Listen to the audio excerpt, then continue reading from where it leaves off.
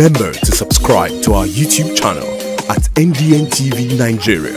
Click on the subscribe button and be the first to get notifications. The Director General of the All Progressives Congress APC Campaign Council in Edo State, Senator Matthew Uroghide, has announced the council's readiness to welcome all members willing to contribute to the party's progress in the state.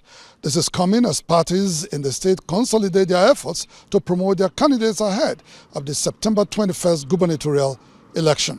Senator Uroghide, in an exclusive interview with Inside the Niger Delta, recently disclosed that the party operates an open-door policy towards its members. There will be no need for agitation, quarrels, and threats, and or condemning, what a segment of the party has done. When they come at the point of execution, for me as Director General, we can still do some alterations.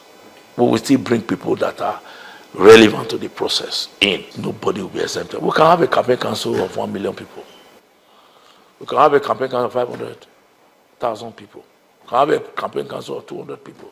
He also disclosed that the party is particular about optimally harnessing its resources in every nook and cranny of the state to ensure a smooth and easy ride for the candidate of the party, Senator Monday Okpewolo, and his running mate, Honorable Dennis Idahosa. Monday Okpewolo is the senator representing Edo Central at the National Assembly, where he chairs the Committee on Procurement. The federal lawmaker has promised to leverage his experience and that of his running mate to undertake major reforms in the state that will ensure transparency and accountability in governance, as well as shared prosperity for the people of Edo State. Inside the Niger Delta.